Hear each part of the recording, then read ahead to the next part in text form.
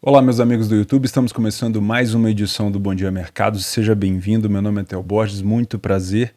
Esse é um canal sobre trade esportivo e a gente vai fazer junto o nosso planejamento de trabalho para essa terça-feira de Liga dos Campeões e início da final, né, das conclusões das semifinais da Libertadores da América. Tá bom? De antemão, vou pedir para você se inscrever nesse canal e deixar o like no vídeo se você curte esse tipo de conteúdo. Tem muita gente que me assiste que não é inscrita aqui no canal, mas se você quiser assistir até o final para ver se você vai gostar, tudo bem, tá bom? Espero que eu consiga te ajudar, mesmo que o seu intuito aqui seja recreativo ou fazer algo pré-jogo, tá? Eu trabalho 100% ao vivo, vou tentar te passar o maior número de informações possíveis, tá? Vamos começar matando esse jogo aqui da Série B para a gente conseguir focar nos jogos principais, que são, obviamente, a Libertadores e a Liga dos Campeões. A gente tem aqui dois times da Série B que estão na parte de baixo da tabela. 18º é o Guarani, 19º é o Vila Nova. Vocês não estão vendo por conta do monitor, que é um pouco grande aqui. O Vila Nova, como mandante, tem 2 vitórias em 14 jogos. É um time que empata demais. E o time do Guarani tem 1 vitória apenas fora de casa, tá? É um time que não consegue pontuar tanto assim fora dos seus domínios. Nos últimos jogos, o Vila Nova vinha de um excelente... Vinha, se eu não me engano, de mais de 10 jogos sem derrota, mas acabou perdendo para o Grêmio. O Grêmio que teve a estreia novamente, né, do Renato Gaúcho na frente da equipe. E o Guarani venceu o Sampaio Corrêa por 3-0. Vencer o Sampaio quando o Sampaio está jogando fora de casa é um resultado normal, tá? O Sampaio não vai bem assim fora de casa. Quem também não vai bem fora de casa é o próprio Guarani, como a gente já viu, em 5 jogos, 2 empates contra Chape e Criciúma, que são adversários até fáceis, difíceis, né, fáceis de se perder ponto, como aconteceu, e derrotas para o Vasco, no Rio, a Ponte Preta e o Sport. Todos esses times que ele pegou aqui, essa sequência, são adversários difíceis e fáceis de perder ponto, tá? Então ele conseguiu tirar aqui 2 pontos de 5 jogos. É pouco, mesmo sendo uma sequência difícil para um time que quer se manter na Série B, tá? Isso é bem complicado. O primeiro jogo, no dia 2/6, foi 1-1 em Campinas, tá? Deixa eu ver se eu pego aqui o nosso PDF de apoio, só para a gente comentar um pouco aqui, um pouco mais detalhado. Como eu falei para vocês, o Vila Nova é péssimo dentro de casa, o Guarani é péssimo fora de casa. Acho que não dá para tirar muita coisa aqui, né? Os dois times têm uma boa criação, mas são times improdutivos na parte ofensiva. O time do Vila Nova era para estar tomando mais gol, mas devido à qualidade dos adversários ofensivos, ele não está tomando tanto assim, mas é um time que cede bastante oportunidade. No primeiro tempo, os dois times vencem pouquíssimas vezes, marcam poucos gols. O destaque positivo para o Vila Nova, se é que dá para dizer assim, é que o time perde pouco e toma poucos gols, tá? Mas, de maneira geral, um jogo deu para ver aqui, né? 100% para leitura. Se você for trabalhar esse tipo de cenário aqui, um jogo de correção de preço, onde você provavelmente não pode vir enviesado, porque nenhuma das equipes te dá embasamento e fundamento aqui para ter algum viés, tá bom? Então matamos a Série B. Vamos falar de Liga dos Campeões antes de falar da Libertadores da América? Começamos então a fase de grupos da Champions, para quem estava ansioso pela volta da Liga dos Campeões, ela está aí, né? Tivemos a pré-Champions acontecendo nesses últimos 2 meses e tem muita gente que anseia pela Champions para poder utilizar stakes maiores, para poder ter aquele frio na barriga de trabalhar os grandes times da Europa, da maior competição talvez do futebol, de clubes de futebol, mas é sempre aquele alerta de sempre, né? São jogos onde a gente tem uma dificuldade às vezes grande, principalmente partindo para o mata-mata, a gente vai ter uma dificuldade maior, porque são equipes grandes que vão se enfrentando, né? Nesse momento não, a gente ainda tem aqui várias, assim, níveis de prateleiras bem diferentes em grandes partes dos confrontos, mas tem que tomar um pouco de cuidado, tem muita gente grande no mercado, tem muito tubarão, a gente às vezes pego de surpresa em algumas movimentações, você que está começando às vezes não faz muita ideia do que está acontecendo. Tem muita gente que gosta pela sensação de estar trabalhando uma competição maior, não só a Champions, também a Copa do Mundo vindo, a própria Libertadores. Tem gente que gosta de sair fora da gestão, né, tentar recuperar só porque o time tem camisa, e tudo isso a gente vai tentar ao longo dessa Champions fazer os planejamentos da maneira mais tranquila possível, tá? Não necessariamente o que eu vejo e o que eu seleciono para os jogos é o que você tem que fazer, tá? Acho que cada um tem que ter a sua percepção aqui. Vamos começar por Dinamo Zagreb e Chelsea. Eu acompanhei o Zagreb nessa pré-Champions, onde ele acabou eliminando o Bodo Glimt e chegando nessa fase de grupos. O grupo aqui do Chelsea é o grupo E, onde temos Chelsea, Salzburg, Milan e o time do Zagreb, tá? Um grupo com uma carinha ali de... Eu não vou dizer assim Europa League, tá? Mas o Salzburg e o Zagreb, assim, dentro desse grupo, me surpreendeu um pouquinho. Mas, obviamente, a gente tem uma diferença de prateleira muito grande, tá?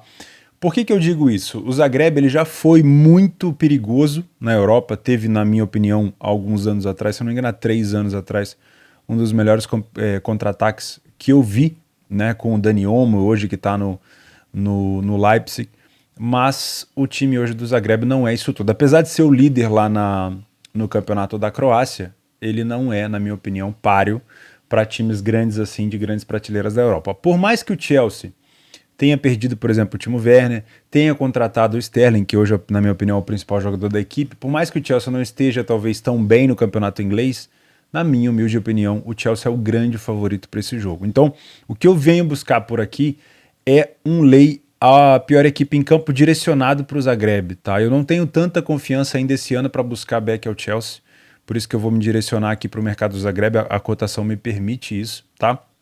Principais jogadores do Zagreb para você ficar de olho: Mislav Orsic, com 8 gols e 4 assistências nos últimos 18 jogos. Ele defende a seleção da Croácia, então quando você for dar uma olhada na escalação é muito bom verificar se o Orsic está jogando. E o Josip Dermicic, que também, acho que é assim que fala, Dermicic, com 5 gols, 1 assistência nos últimos 14 jogos, tá? São os principais jogadores ofensivos do Zagreb. Para o Chelsea, eu colocaria o Jorginho no meio, mas eu tô mais inclinado para falar sobre o Thiago Silva na defesa e o Sterling no ataque. O Sterling que veio de contratação do City, né? O City que acabou vendendo ali o Sterling e o Gabriel Jesus para a chegada do Haaland. Na minha opinião, jogo, se nada der errado aqui, para uma vitória do Chelsea, mas eu vou buscar essas correções de preço aqui para o lado do Zagreb. Dortmund e Copenhague. Aqui a gente tem um time que não costuma passar tanta confiança, que é o Dortmund, né? Perdeu a sua principal referência, que é o Haaland. Hoje eu diria que o Dortmund ele divide o protagonismo entre o Marco Reus, entre o Anthony Modeste, que dá para dizer assim, tem muita gente que já está até pegando birra do Modeste, com o Julian Brandt, que veio há algum tempo já do Leverkusen, que é um excelente jogador, e que infelizmente perdeu o Karim Adeyemi por conta de uma lesão no pé, que veio do Salzburg, né? Acho que foi quando houve e também o Haller, né?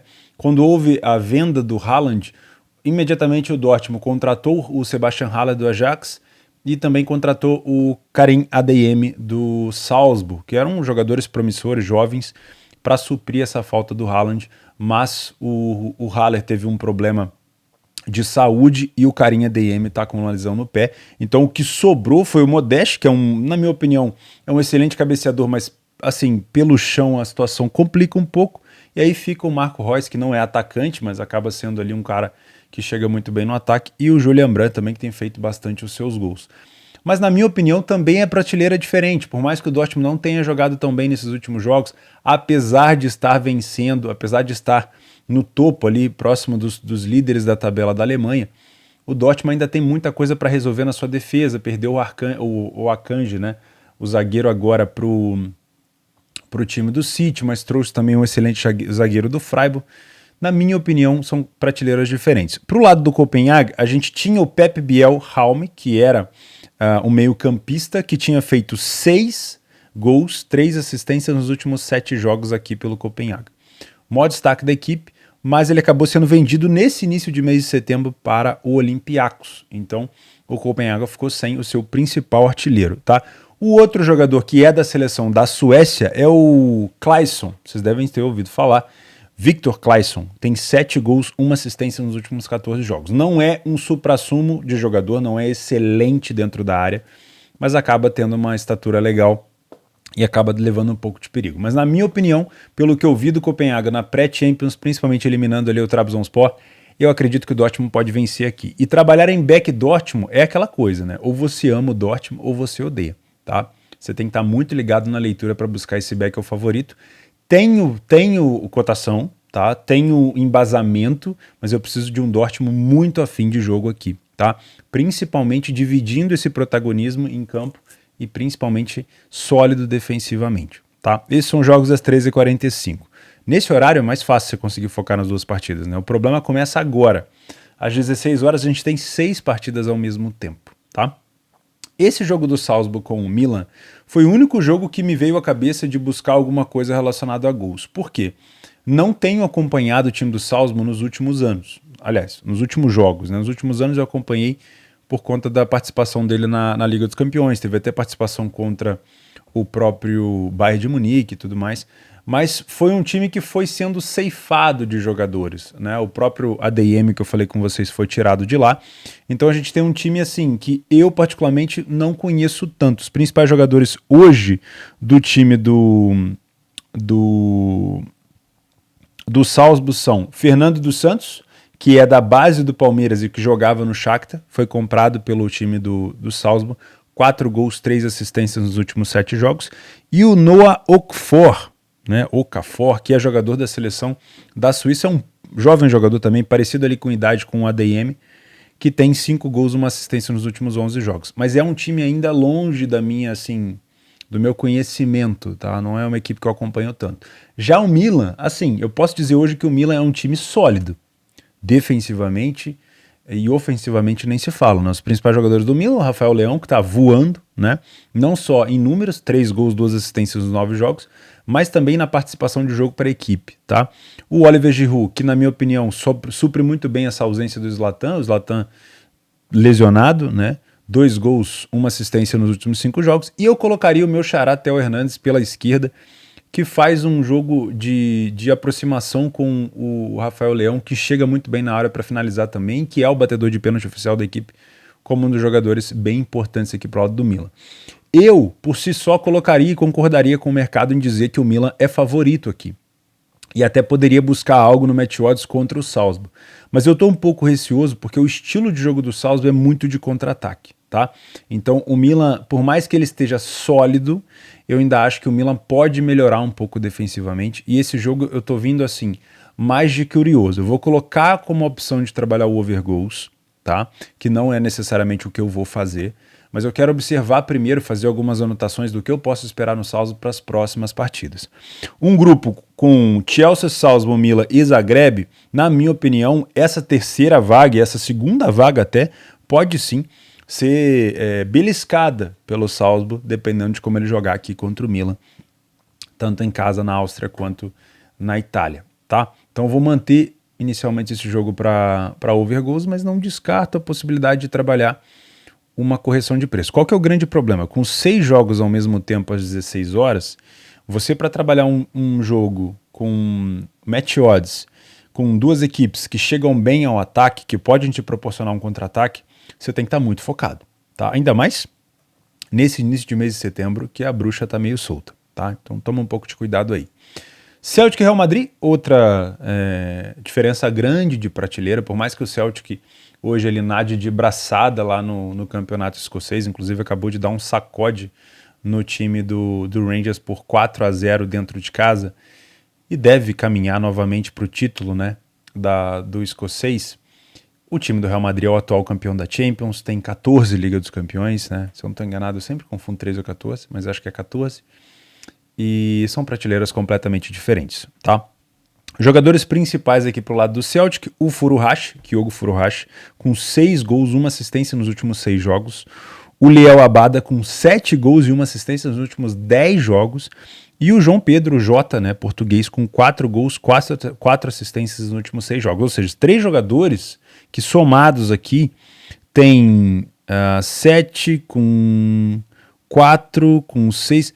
São jogadores que marcaram, pelo que eu estou vendo aqui, quase que 70% dos gols da equipe. Então são 3 jogadores que são muito importantes, que precisam estar não só na parte de gols, de finalização, mas também de assistência. Mas a gente tem do outro lado o Real Madrid, com Karim Benzema, Vini Júnior, e eu coloquei também até o Modric aqui como um dos principais jogadores.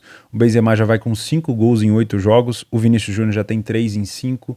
É uma dupla muito forte, que faz o Real Madrid jogar muito forte também em transição. Se precisar empurrar o Celtic para trás para jogar de uma maneira mais propositiva, ele vai fazer. Mas eu acredito no Real Madrid tendo sim o protagonismo no jogo, mas também jogando em transição, deixando o Celtic vir para cima. É um time que joga nesse tipo de condição, né? Então, cabe, na minha opinião, trabalhar alguma coisa contra o Celtic, e eu até coloquei aqui 2 opções, né? Estar contra o Celtic em bons momentos do Real Madrid, mas também não deixar de observar o mercado de gols, porque o Celtic, num grupo como esse, onde ele está com Shakhtar, Leipzig e Real, eu imagino que dá para tentar beliscar uma vaga na Europa League, a não ser que o Leipzig faça uma fase de grupos horrorosa, e aí o Celtic poderia tentar pegar aqui uma vaga na Liga no mata-mata da Champions, nas oitavas.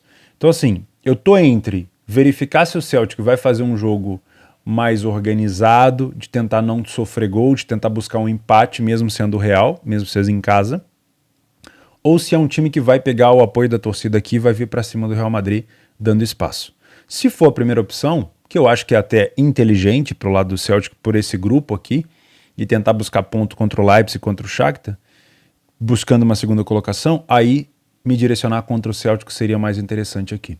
Se o Celtic vier para cima para matar ou morrer, né, tentando utilizar a boa fase dos seus jogadores e, obviamente, do campeonato escocês para cima do atual campeão da competição, aí eu já tenho uma incidência maior do mercado de gols, tá bom?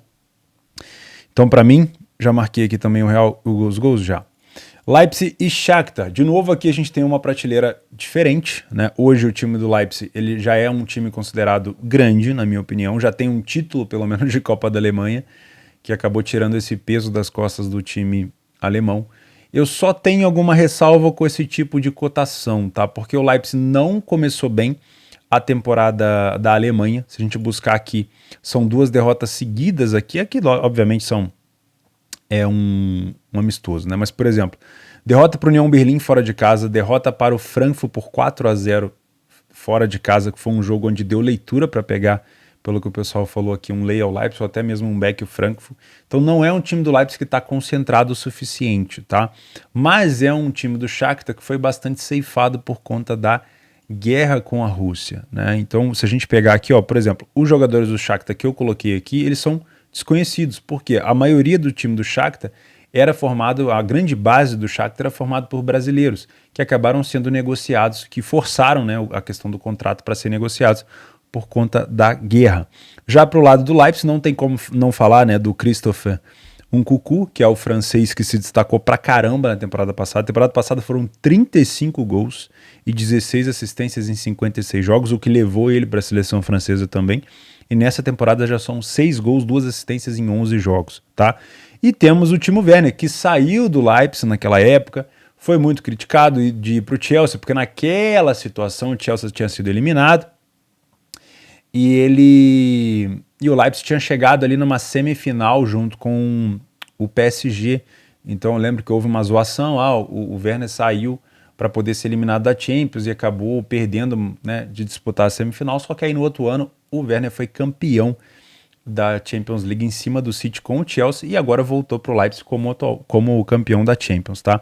6 gols, 1 assistência nos últimos 9 jogos. Tem algumas pessoas que também amam ou odeiam o Werner. É um cara que tem muita chance, perde bastante gol, mas é um cara goleador, tá? Então, para mim, a única ressalva desse jogo aqui é a cotação, tá? Para trabalhar esse back Leipzig, você precisa de um controle muito grande de leitura e tomar muito cuidado com o Shakhtar. Olhando o Shakhtar, que era antigamente, com a base brasileira, facilmente aqui o Leipzig poderia tomar vários gols de contra-ataque. O que eu quero saber é como esse Shakhtar joga, porque eu confesso para vocês, se eu não me engano está em terceiro no campeonato ucraniano, que voltou agora, mas eu confesso para vocês que com uma base toda praticamente de jogadores ucranianos, eu não sei como o Shakhtar vai se comportar.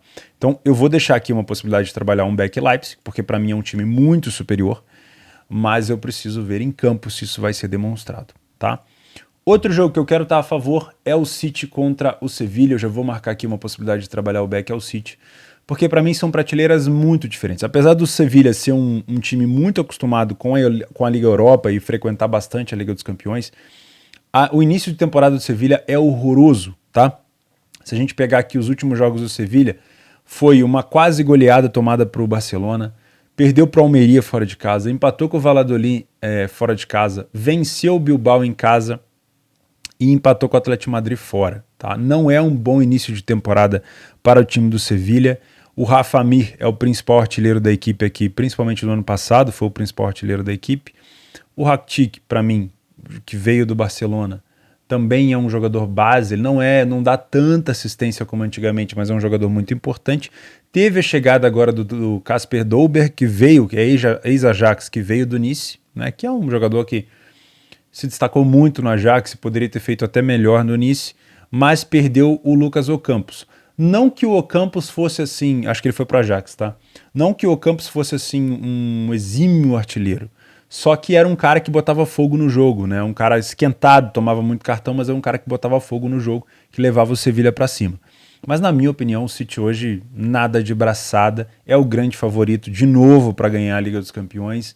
Falta muita coisa ainda em relação à Copa, né, do City, essa mentalidade vencedora nas Copas e não só nos campeonatos de pontos corridos. Eu acho que depois que o City ganhar a sua primeira Champions, isso vai acontecer, tá? Isso com o tempo vai acontecer.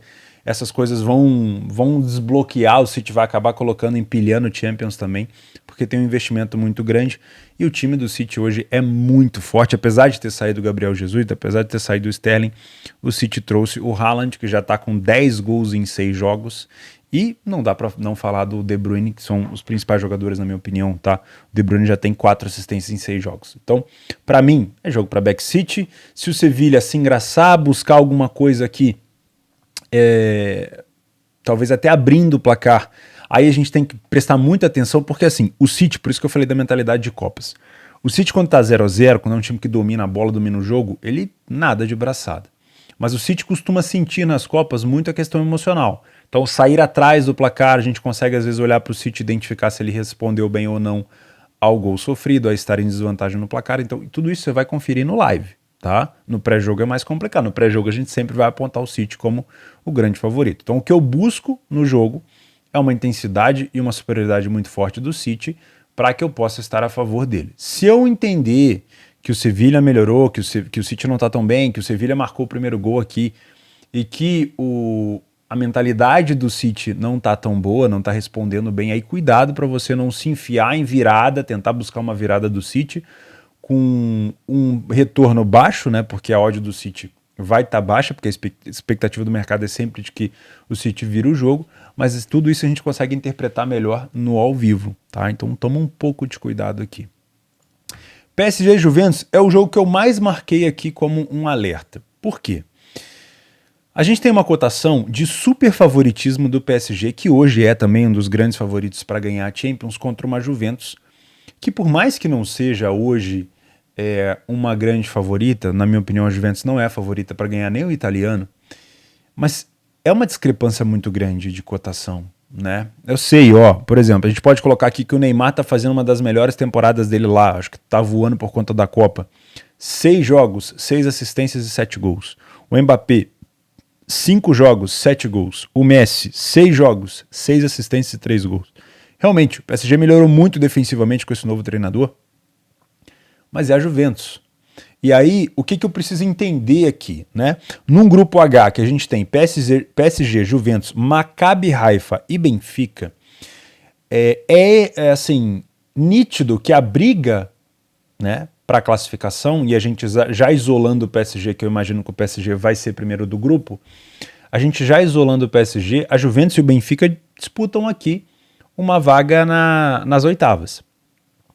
Se a Juventus vier de peito aberto contra o PSG, ela já vai começar tomando um pau. Por mais que tenha jogadores, a gente pode citar aqui o Dusan Vlahovic, que já tem 4 gols em 4 jogos, o Milik, que veio do Marselha, que é polonês, que já tem 2 gols em 3 jogos.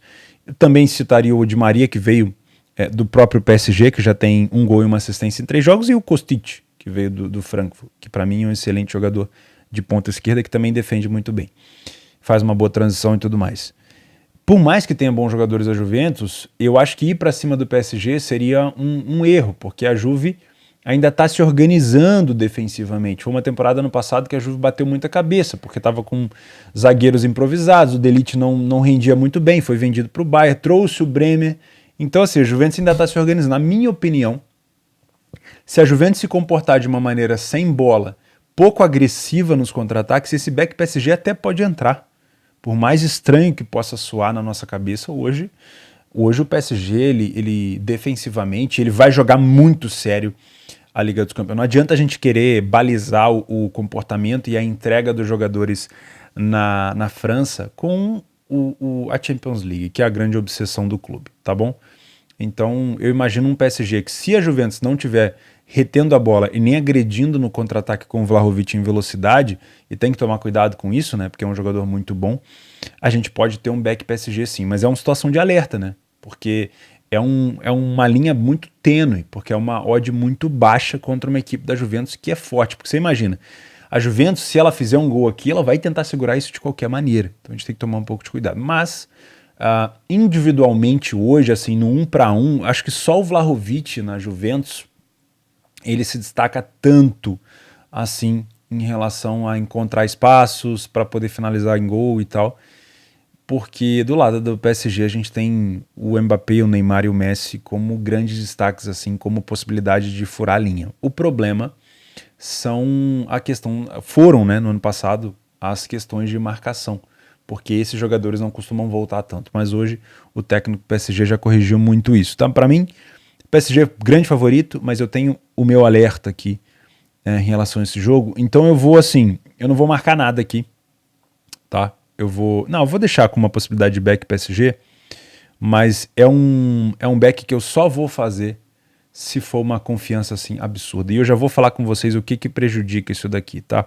Por último, mais uma diferença de prateleira. A gente tem o israelense Maccabi Haifa, que chegou aqui num grupo gigantesco, né, com o PSG, Juventus e Benfica. O Benfica passou por times que algumas pessoas acharam que o Benfica teria mais trabalho, que era o Kiev. Na minha opinião, o Benfica era muito mais time que o Kiev por conta da situação, né, da guerra, como a gente já falou.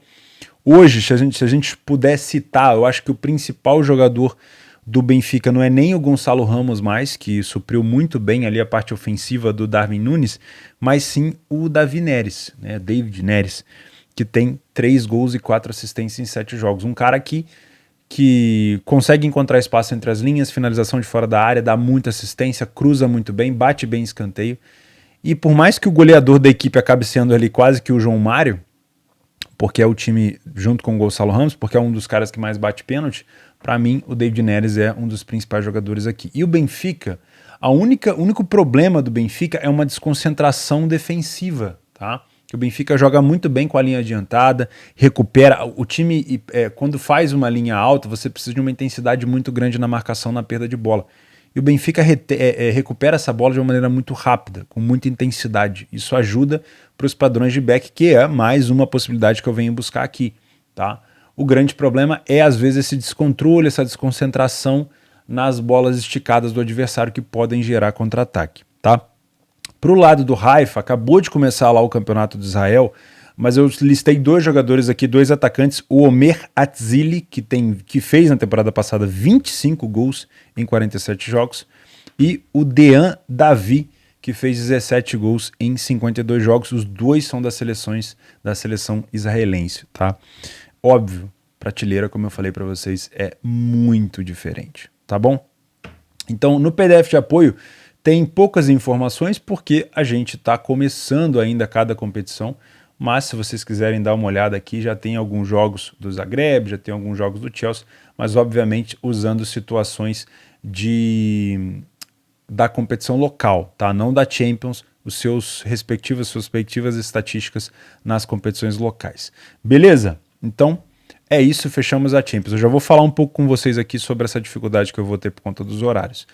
Vamos fechar esse planejamento de terça-feira com um grandíssimo jogo que vai decidir quem vai para a final da Libertadores enfrentar Flamengo ou Vélez, o time do Palmeiras com o Atlético Paranaense, que primeiro jogo na ida lá na Arena da Baixada foi 1-0 para o Atlético Paranaense, um jogo onde o Cap jogou bem. O Palmeiras jogou durante vários minutos com um homem a mais em campo e não conseguiu desenvolver grandes chances de perigo, quase nenhuma praticamente, e vai precisar reverter esse placar aqui dentro de casa. Eu não sou um apostador assim que utilizo casas alternativas que tem mercado de escanteio, mas a primeira coisa que me vem na cabeça, eu estava até gravando um vídeo para o pessoal da 90 Minutos, né, que eles em parceria com a Betfair, dando algumas dicas de apostas para esse jogo, e assim, eu acredito que o mercado de escanteio pro lado do Palmeiras, o Palmeiras para ter mais escanteio no jogo, provavelmente é uma situação de valor aqui, porque o Atlético Paranaense vai tentar fazer, na minha humilde opinião, um jogo parecido com o que fez contra o Flamengo no jogo de ida da Copa do Brasil, das quartas, né, que foi segurar lá atrás e tentar jogar por uma bola, ou até segurar a própria vantagem que ele já construiu na Arena da Baixada. Com isso, a gente vai ter um Palmeiras ali rodeando a área, buscando bastante situação. Tá? Mas eu não trabalho escanteios, não tem isso na Betfair, não é a minha praia. Então o que eu venho buscar aqui? Se isso acontecer, se esse cenário exatamente igual que aconteceu contra o Flamengo no jogo de ida da Copa do Brasil, vai ser back Palmeiras. Não quer dizer que o Palmeiras vai ganhar, não quer dizer que eu tô zicando aqui o Atlético Paranaense. Quer dizer que talvez no primeiro tempo a gente tenha janela para trabalhar esse back Palmeiras. Por quê? Porque você jogar recuado contra um time do Palmeiras que provavelmente vai colocar uma intensidade muito grande, vai gerar um volume de jogo ofensivo muito grande para o time da casa, tá? E aí vai me agradar trabalhar a favor. O grande problema é o seguinte, o Palmeiras, ele nunca foi, com o Abel Ferreira, talvez em alguns cenários, mas ele nunca foi, assim, de maneira geral, um time muito bom de propor jogo. O Palmeiras é muito bom de ser reativo, né? Ou seja, supondo que o Palmeiras faça 2 gols rápidos aqui, o Atlético Paranaense tendo que vir para cima, o Palmeiras vai ter o seu jogo à feição. Mas enquanto o jogo tiver 0-0, o Palmeiras vai sofrer para tentar entrar nessa defesa bem fechada do Atlético Paranaense, montada pelo Filipão, e, na minha opinião, pode até ceder espaço para contra-ataque. E a gente sabe que o Vitor Roque tem jogado muito bem. É o garoto que deu a classificação para a final com um gol lá fora de casa contra o Estudiantes, e é um puta de um jogador. Então, o Atlético Paranaense já venceu o Palmeiras nesse estilo, com um time misto, quase reserva, no Allianz Parque contra o próprio Palmeiras. A gente tem aqui nos últimos jogos, ó, foi esse 2-0 aqui.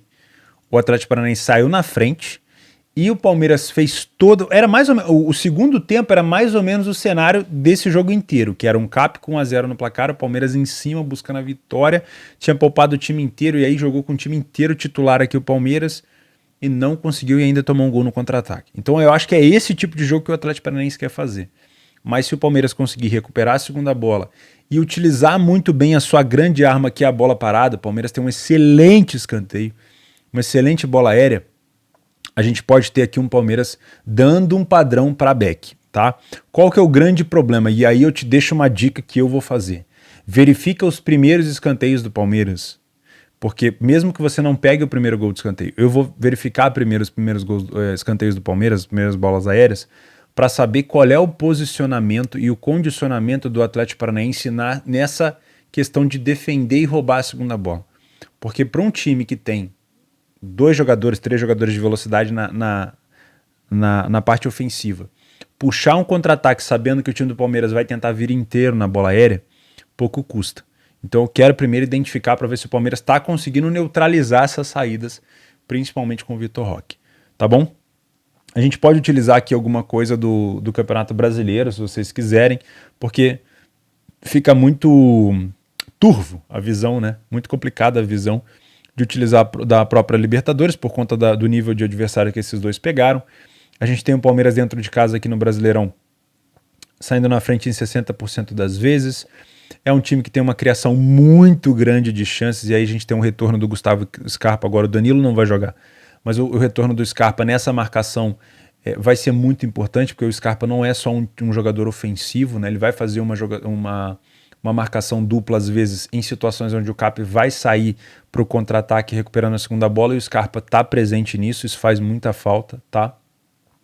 O time do Atlético Paranaense costuma dar muito espaço fora de casa, mas aqui a gente está falando de um jogo completamente adverso, que é um jogo de Copa, onde ele já está com a vantagem, tá? O Palmeiras costuma vencer 50% das primeiras etapas, tá? Faz bastante gol, toma pouco.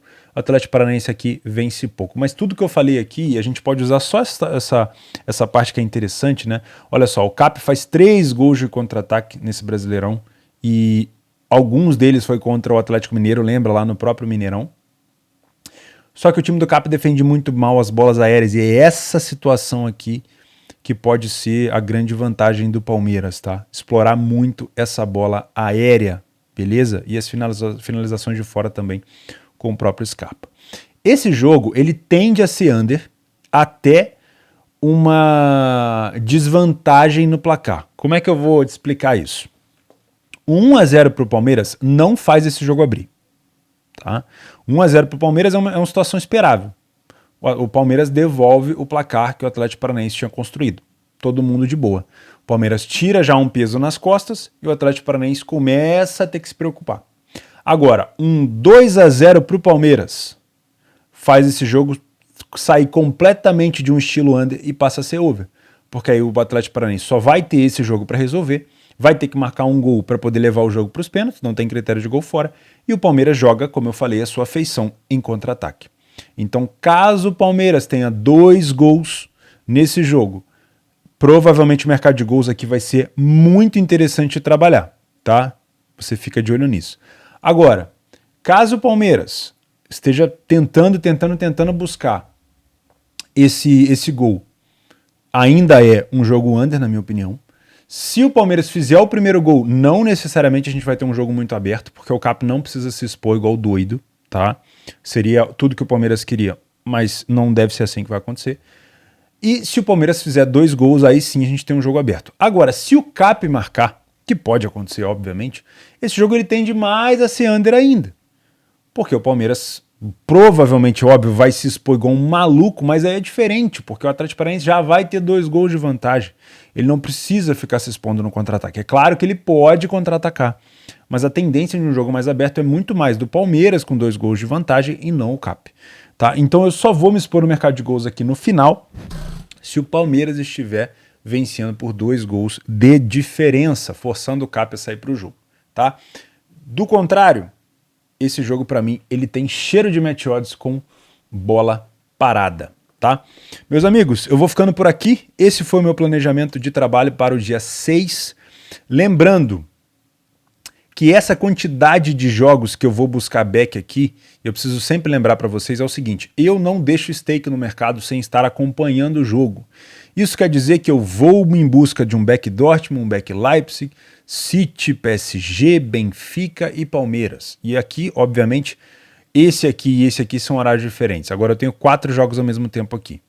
O jogo que me der confiança para estar dentro do mercado, seja em back ao City, em back ao Benfica, em back ao Leipzig, seja, por exemplo, em lei ao Celtic, às 4 horas também, que está aqui embaixo, é aqui que eu vou me focar. Por mais que eu tente acompanhar ali o jogo de relance, é aqui que eu vou me focar, porque é aqui que meu dinheiro está investido. Beleza? Então, a expectativa é vir buscar isso, mas imediatamente quando eu encontrar essa situação, os outros jogos passam a não ser importantes para mim, tá? A não ser que eu já tenha fechado minha posição em lucro, prejuízo, tenha tomado gol, pegado gol, para poder voltar a ter atenção aos outros jogos, tá? O meu foco sempre vai estar onde meu dinheiro está investido. Tá bom? Então fica aqui. Lembrando, a promoção da Betfair para o Flamengo se classificar. Se você não tem conta ainda na Betfair, utiliza essa promoção. Só uma catástrofe que pode tirar o Flamengo da final da Libertadores. Se você acredita que o Flamengo vai se classificar contra o Vélez, utiliza aqui o link, dá uma moral no canal e cria sua conta na Betfair. E assim que você criar sua conta na Betfair, você já vai poder participar do sorteio. Aqui na descrição, no primeiro comentário fixado, tem regulamento para você ganhar uma banca todo dia aqui no canal, lá na Betfair, de R$30. Tá bom? Se você gostou desse planejamento, não esquece de se inscrever no canal, deixar o like, partilha aí com seus amigos do trade também, espero que ajude. Tá bom? E um grande abraço, faz o simples, não inventa moda. Um prazer.